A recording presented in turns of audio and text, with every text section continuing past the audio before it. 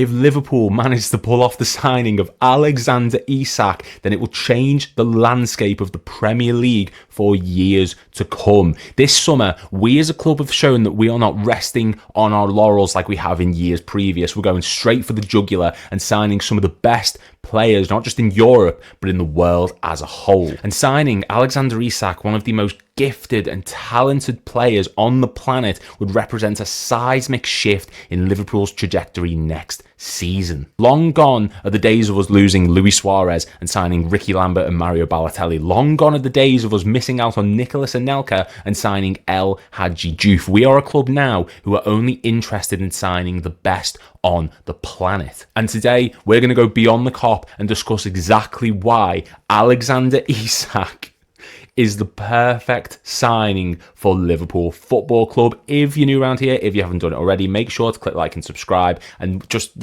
enjoy the video, guys. So first off, we need to talk about why Liverpool are making the move for Isak despite having spent £79 million on Hugo Ekitike. And the reason is quite simple. We have a startling lack of depth up top through the middle. Losing Diogo Jota was a crushing blow to this club, this fan base, and this planet as a whole. But it's left us with just one central striker, and that is Darwin Núñez, someone who Arne Slot does not view as a long-term solution, and more someone you can bring on when you need to throw the kitchen sink at opposition defences to add a bit of energy and tenacity into the front line and occasionally score a match winner. And given the fact that Darwin Núñez seems almost certain to be leaving Liverpool this summer, with Saudi Arabia now being the most likely destination, it's important that we bring in someone who can not only just deputise to Hugo Ekitike, but also add some competition to that front line. And while people, myself included, said that Hugo Ekitike would not go to Newcastle because he would not settle for a rotation role with Isak, I think there's a way that you could make it work, and maybe there's even a way where you can fit them both into the starting 11 that doesn't require either of them rotting away on the bench. So Isak last season showed time and time again why he's valued so extremely highly by Newcastle, ending the season on 23 goals and picking up 6 assists,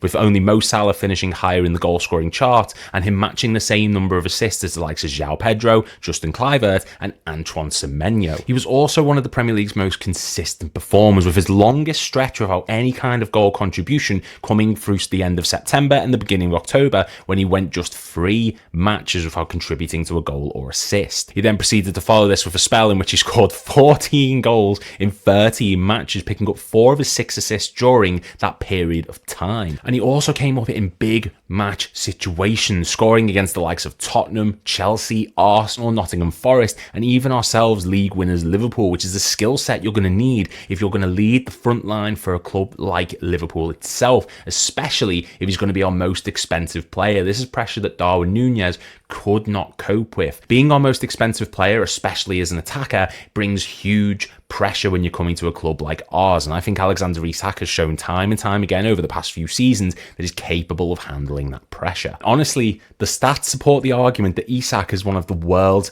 best strikers, just in case anyone was doubting it for some reason.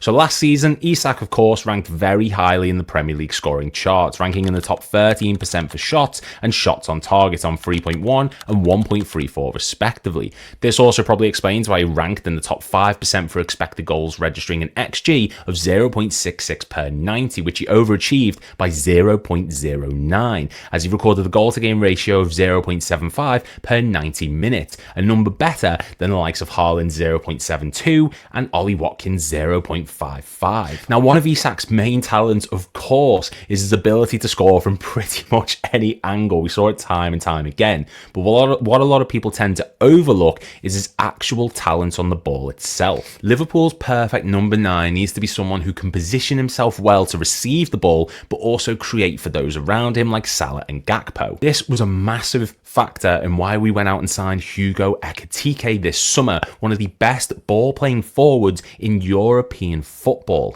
And while people may look at Isak, who's 6'3", and think, tall player, good in the air, natural finisher, this simply isn't the case. I mean, it's true, but it doesn't define his skill set as a whole. In the Premier League last season, Isak recorded 2.71 progressive carries in the Premier League per 90 minutes, while also producing 2.87 progressive passes, which rank in the top 28% and 19% in the Premier League for these metrics. To put that into perspective, Isak picked up more progressive carries than the likes of Bruno Fernandes, who recorded just 77, Johan Wieser, who picked up 60, and Ollie Watkins, who produced just 55. On top of that, Isak made 1.34 key passes per 90 minutes in the Premier League last campaign and 1.14 passes into the final third, showcasing how he's someone who can provide for others around him while also making sure it doesn't compromise his goal scoring ability with his expert positioning and talent to find space in the box. And this is something which Liverpool are going to rely on massively, given the turn of form that we saw Salah suffer at the end of last season, where he went through a bit of a dry spell, and also the fact that we have AFCON coming up this year, so we're going to need someone who can step in and score goals when our highest goal scorer and assister from last season is not there. We're looking for someone who's going to be able to funnel chances out wide to the likes of the previously mentioned Mo Salah and Cody Gakpo on the left. And while the signings of Vert, Kerkez and Frimpong offer us a lot in an attacking sense alone, it's important that we have someone up top who can help overload the midfield by coming back to contribute to the Reds' build-up play, especially on quick transitions. The speed in which we went from defence to attack last season was startling for opposition teams, with Ryan Gravenberch playing a key role in that. But often the ball would end up out wide, with the main aim being to put it back into the box in an effort to find someone in the air, or often find someone at the back post, like we even saw in the early pre-season friendly against AC Milan, in which Cody Gakpo scored the second goal due to a late ball into the box. This is because at times last season we were lacking a focal central attacking pivot who could pick up the ball from Gravenberch and run into space with the ball effectively. Nunez couldn't do that, as he wasn't very capable on the ball in the same way an Alexander Isak or a Hugo Ekitike are. In terms of his progressive passes received, Isak ranks in the top 17% of Premier League attackers, pulling off 7.09 a match, which leans into the narrative that he'll be able to pick up the ball in open space, be it due to his pace or ability to drop deep. Leaving gaps in behind himself to run into, he's able to draw central defenders towards him, and this means that his successful take-on percentage of 46.2%, which is in the top 12% of Premier League players, is going to be utilised massively. So as you can see, he's a creator, a goal scorer, and a player who can beat a man on a consistent basis. But how would he fit into Liverpool's system, given the fact that we've already signed Hugo Ekitike? Well, if you need an example of how it could work, look no further than PSG, the Champions League winners, who start off matches in a 4-3-3 formation, but on attacking transitions turn into a 4-2-4, with Hakimi operating as a right winger almost at points, and the likes of Dembele, Doué and Kvaratskhelia occupying the other free spaces up top. So if we're operating on the assumption that our midfield three is going to be McAllister, Gravenberch and Florian Wirtz, it is possible that we can integrate Ekitike and Isak into the starting lineup without hampering either of their striking and creative capabilities.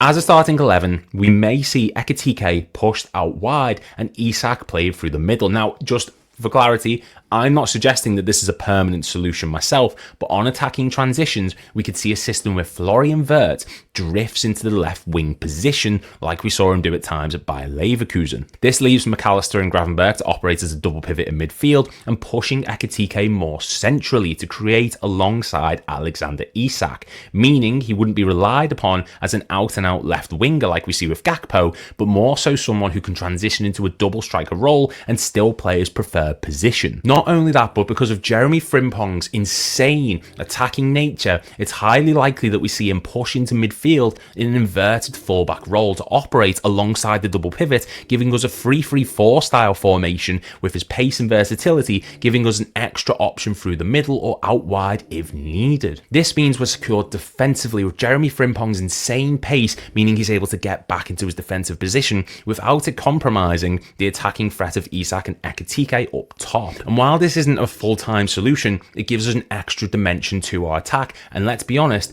there will be matches where Isak and Ekitike have to rotate. We're in every competition next season, including the new Champions League, which sees a lot more matches as we saw last season. So finally, I suppose we should talk about the price tag. 150 million is steep. Now, while I'm all for signing Isak, I mean, who wouldn't be, let's be honest. I'm also not blind to the fact that Liverpool needs strengthening in other areas of the pitch, especially centre-back, which we're going to get onto in a different video. The injury to Joe Gomez, the sale to Kwanzaa, added together with the contract situation of Ibrahima Konate, which doesn't seem to be going anywhere anytime soon, means that we find ourselves incredibly short at the back. Not to mention the fact that the sale of Luis Diaz means we're probably going to need more cover at left wing, despite my suggested rotation change to having Ekitike on the left side and Florian Wirtz drift out there. We also need another number 6 who can come in and deputise for Gravenberch, who needs to play a similar style role, as Endo is just not that type of player. But despite all this, the signing of Alexander Isak is something too big to pass up, given the fact that the striker is actively pursuing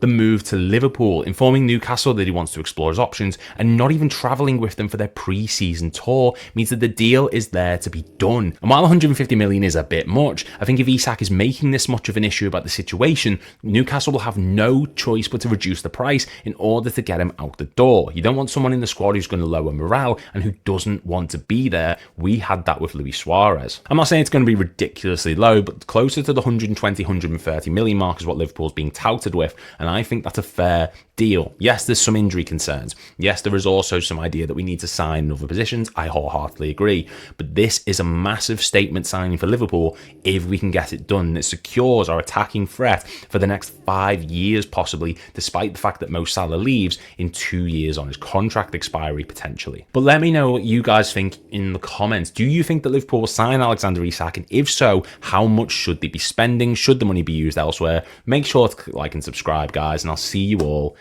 in the next video.